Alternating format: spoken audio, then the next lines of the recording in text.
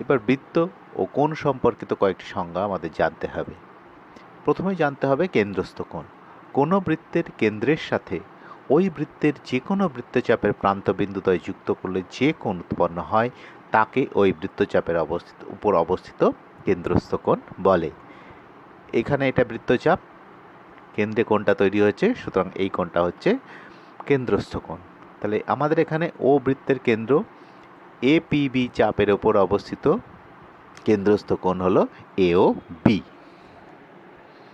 আমাদের জানতে হবে বৃত্তস্থ কোণ।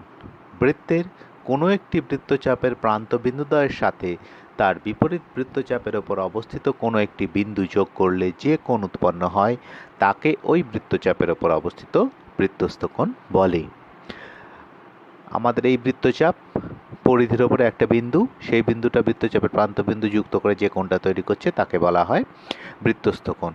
ও বৃত্তের কেন্দ্র এপিবি চাপের ওপরে অবস্থিত বৃত্তস্থ কোণ হলো এসি বি। বৃত্তাংশস্থ কোণ। একটি বৃত্তাংশের জ্যা ওই বৃত্তাংশের বৃত্তচাপের ওপর অবস্থিত কোনো বিন্দুতে যে কোণ উৎপন্ন করে তাকে বলা হয় বৃত্তাংশস্থ কোণ।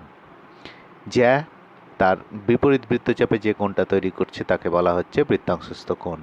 আমাদের এখানে ও বৃত্তের কেন্দ্র এবি জ্যা, এবি জ্যা এবিসি বৃত্তাংশের বৃত্তচাপের ওপর অবস্থিত বৃত্তাংশস্থ কোণ হলো কোণ এসি বি। অর্ধবৃত্তস্থ কোণ। একটি বৃত্তের ব্যাস অর্ধবৃত্তচাপে যে কোণ উৎপন্ন করে তাকে অর্ধবৃত্তস্থ কোণ বলে।